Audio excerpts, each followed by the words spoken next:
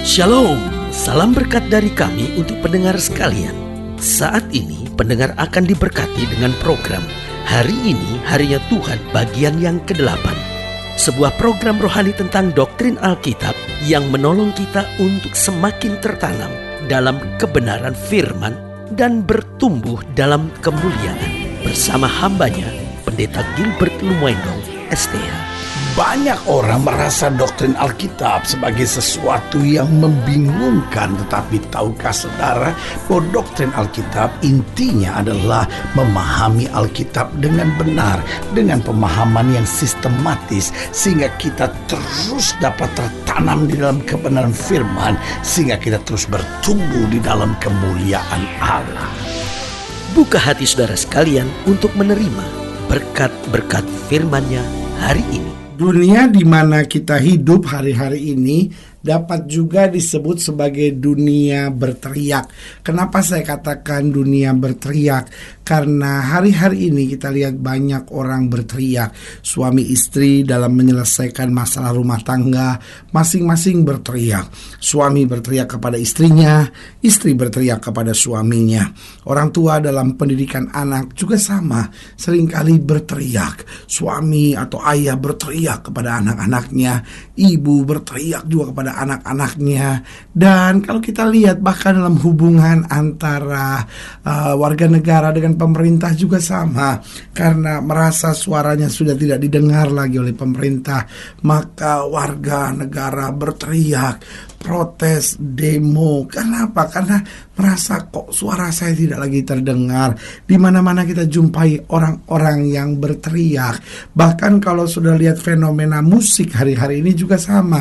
Musik-musik yang disukai oleh kelompok-kelompok orang muda, perhatikan, musik-musik yang penuh dengan teriakan-teriakan, musik-musik keras yang penuh dengan teriakan-teriakan keras, ya kan? Kenapa? Karena kita perhatikan bahwa hari-hari ini banyak orang sedang berteriak. Kenapa mereka berteriak? Yang pertama bisa saja karena mereka ingin didengar, karena mereka ingin mencari perhatian, karena selama ini mereka merasa tidak didengar, mereka merasa tidak diperhatikan. Karena itu mereka berteriak, ingin menunjukkan identitasnya, ingin menunjukkan dirinya, ingin menarik perhatian orang lain. Yang kedua, saya pelajari kenapa orang berteriak. Karena putus asa, sudah gak tahu mau buat apa. Akhirnya suami berteriak, Tuhan saya udah gak kuat, ya kan? Berteriak karena apa? Karena putus asa.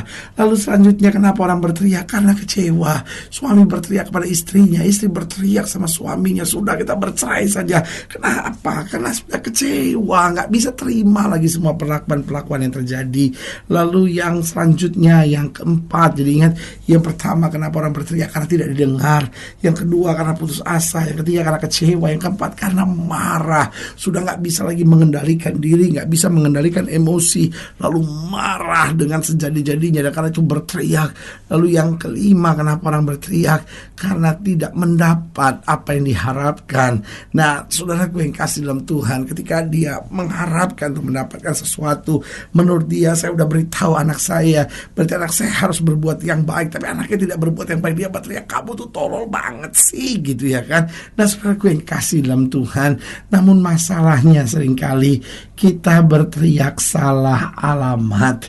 Kita berteriak salah alamat, saudara-saudara, sehingga kita berteriak, tapi nggak ada jalan keluar. Kita berteriak, keadaan tidak menjadi semakin baik. Kenapa? Saya ulangi sekali lagi, kita berteriak salah alamat. Yang pertama, kita berteriak kepada orang-orang yang menjengkelkan kita. Sehingga apa yang terjadi? Kalau kita cuma berteriak pada orang, maka orang juga akan berteriak kepada kita. Itu tidak menyelesaikan masalah. Kita berteriak kepada orang-orang yang menurut kita tidak bisa melakukan seperti yang kita harapkan. Dan apa yang terjadi ketika kita berteriak kepada manusia? Maka otomatis manusia akan berteriak balik kepada kita. Lalu yang kedua, kenapa saya bilang kita salah alamat? Karena kita berteriak kepada diri sendiri. Kita mulai mengutuk, saya bodoh banget sih, aduh saya goblok banget, aduh kok saya gak kuat ngadepinnya, aduh gitu ya kan. Kita berteriak kepada diri sendiri tanpa kita sadari, kemudian kita mengutuk diri kita sendiri. Dan yang ketiga saya pelajari, kenapa saya katakan bahwa kita berteriak salah alamat. Kita berteriak kepada yang bukan Tuhan. Kita berteriak kepada berhala-berhala. Kita berteriak kepada awan, kepada dunia, kepada keadaan sekitar kita. Tetapi itu tidak bisa menolong. Yesus dengan tegas berkata, mari hei kamu yang letih lesu dan berbeban berat, aku akan beri kelegaan kepadamu. Alkitab dengan tegas berkata, minta maka kepadamu akan kuberi.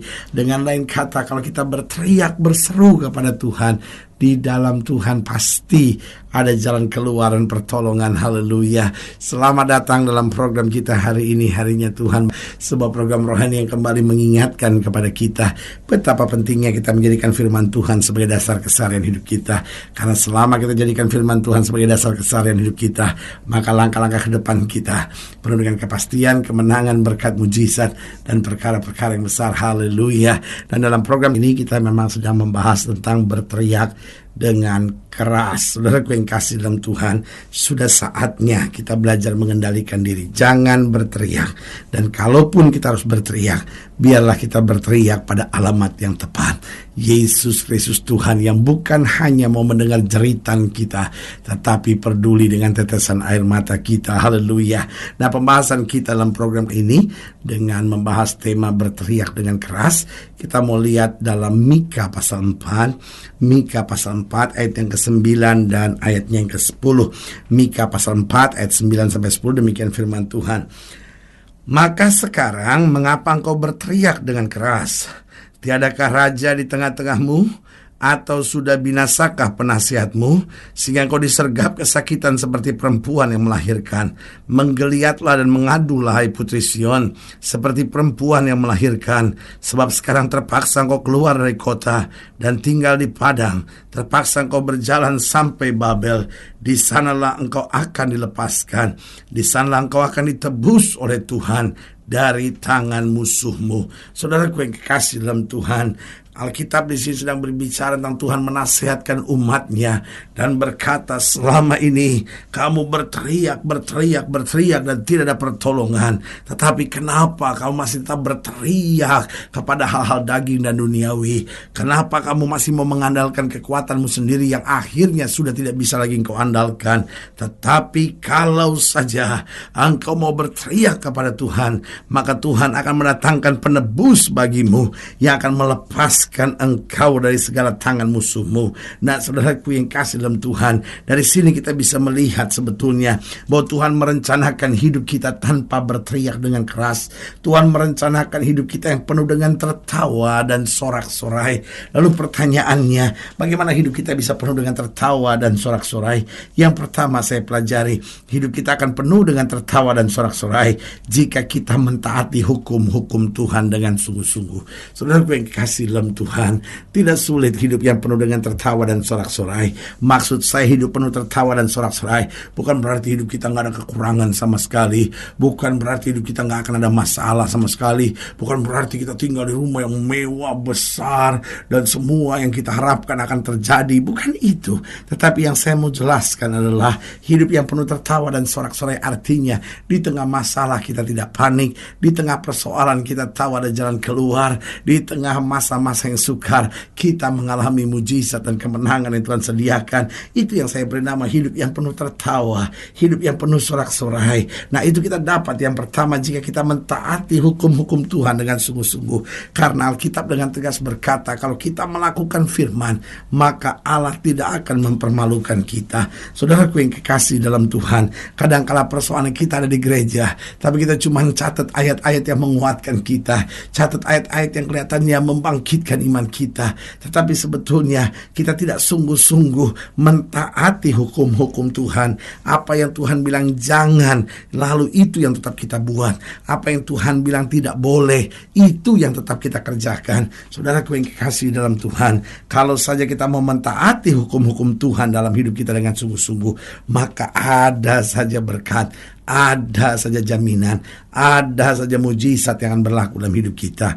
Yang kedua saya pelajari bahwa hidup kita akan penuh tertawa dan sorak-sorai jika kita belajar bersyukur untuk apapun yang Tuhan izinkan terjadi dalam hidup kita. Alkitab berkata, tidak ada sesuatu dalam hidup kita yang terjadi secara kebetulan. Alkitab ingatkan kita bahwa Allah turut bekerja dalam segala perkara untuk mendatangkan kebaikan.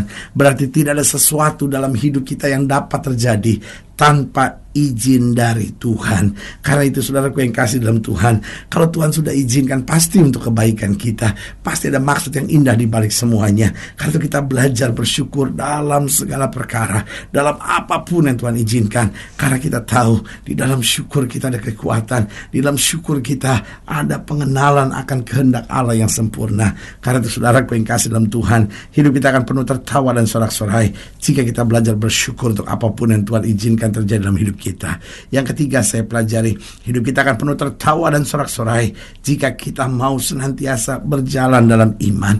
Saudaraku yang kasih dalam Tuhan, kadang-kala kita berjalan dengan kekuatan kita sendiri. Paulus mengajarkan kita bahwa hidup yang kita jalani bukan hidup karena melihat, tapi hidup karena percaya. Karena Alkitab bilang orang benar akan hidup oleh iman, dan Alkitab berkata tanpa iman tidak ada seorang pun dapat berkenan kepada Allah.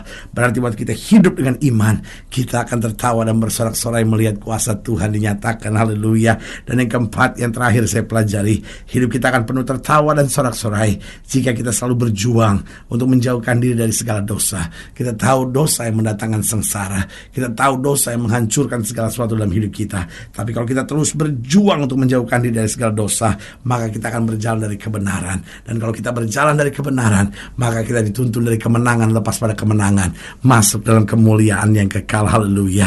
Saudaraku yang kasih dalam Tuhan, jika sedang yang dilayani lebih jauh, hubungi kami melalui telepon, hubungi kami melalui surat, kunjungi website kami, karena kami ada untuk membawa Bapak Ibu sudah senantiasa lebih dekat pada Tuhan dan mengalami kasih kuasa mujizat yang luar biasa.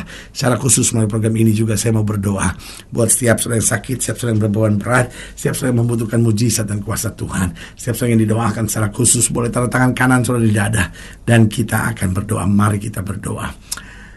Bapa, dalam nama Yesus, hamba doa buat setiap pendengar sekalian, khususnya mereka yang taruh tangan kanan di dada, karena membutuhkan mujizat kesembuhan, karena membutuhkan kekuatan berkat damai sejahtera.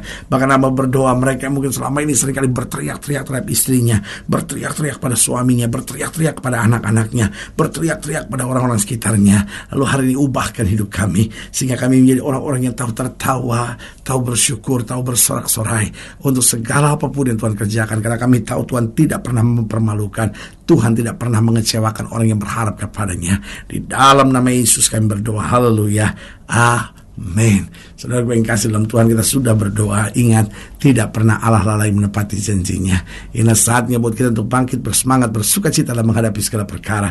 Karena kita tahu Yesus kekuatan kita, Yesus jaminan kita, dan Yesus tidak akan pernah mengecewakan kita. Haleluya. Doa saya menyertai saudara. Sampai berjumpa pada program berikut, dan jangan lupa jadikan hari ini harinya Tuhan. Haleluya.